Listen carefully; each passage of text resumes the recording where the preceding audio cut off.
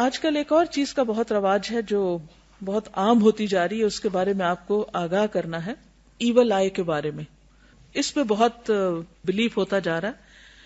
بہت سے لوگ ون آئی کی جو پکچر وغیرہ ہیں وہ پہن کے رکھتے ہیں یا لٹکاتے ہیں گھروں میں، اور بہت سے عرب ممالک میں بھی یہ چیز بہت عام ہو گئی ہے اور ایک بہت رواج ہوتا چلا جا رہا ہے اس کا.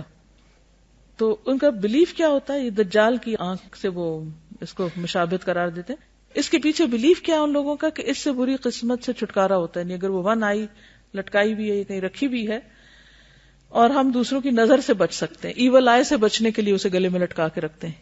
بعض لوگ چھری رکھتے ہیں بچوں کے سرہانے نیو بورن کے ساتھ کہ پھر ان کو نظر نہیں لگے گی، اور بھی اس طرح کی خرافات ہیں. اور وہ اس کا کانسیپٹ کیا ہے کہ وہ جو آئی انہوں نے لٹکائی بھی ہے یا کہیں اور گھر میں یا اپنے گلے میں، تو یہ کہ یہ لوگوں کی کمینگی کو دیکھتی رہتی ہے اور لوگوں کی توجہ ہماری طرف آنے کے بجائے اس کی طرف مبذول ہو جائے گی اور ہم نقصان سے بچ جائیں گے. تو ایسی کوئی چیز گلے میں لٹکانا یا پہننا یا گھر میں لٹکانا یہ بھی شرک میں آ جاتا ہے. اس سے بھی بچنا چاہیے. تو اصل بات کیا ہے؟ میسج کیا ہے؟ میسج یہ ہے کہ انسان کو اللہ پر بھروسہ کرنا چاہیے، اللہ پر توکل کرنا چاہیے. جب کوئی تکلیف آئے تو کیا پڑھنا چاہیے؟ حسبنا اللہ و نعم الوکیل. جب کوئی خوف آئے، جب ڈر لگے، جب سمجھے کہ ناکام نہ ہو جائیں کہیں. جیسے موسیٰ علیہ السلام نے جب پیچھے فرعون اور اس کے لشکر تھے اور آگے سمندر تھا اور بنی اسرائیل چلا اٹھے کہ اب ہمارے ساتھ کیا ہوگا، تو انہوں نے کیا کہا؟ قال کلا ان معی ربی سیہدینی. میرے ساتھ میرا رب ہے، وہ مجھے سیدھے رستے کی رہنمائی دے گا، وہ ضرور میری رہنمائی کرے گا. اور پھر یہ دعا کہ حسبی اللہ لا الہ الا هو علیہ توکلت وہو رب العرش العظیم.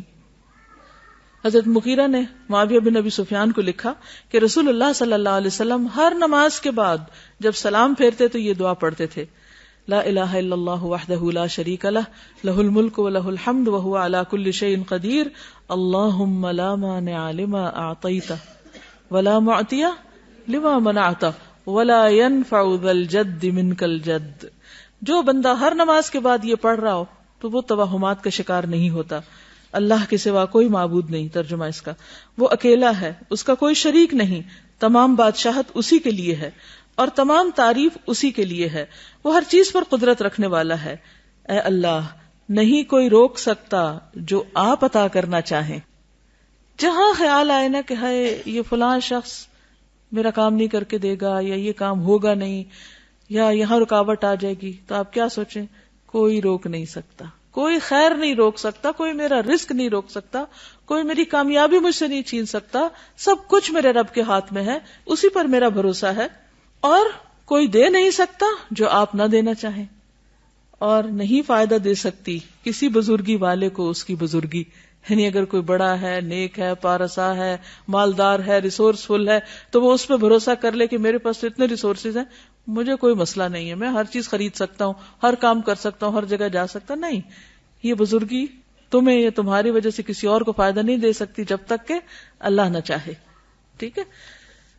تو اصل بات کیا ہے جو نبی صلی اللہ علیہ وسلم نے اس صحابی کو فرمائی تھی نا کہ دیکھو سارے لوگ مل کر اگر تمہیں کوئی نفع دینا چاہیں، کوئی نفع نہیں دے سکتا جب تک اللہ نہ چاہے، اور سب مل کر اگر تمہیں کوئی نقصان پہنچانا چاہیں، کوئی نقصان نہیں دے سکتا جب تک اللہ نہ چاہے.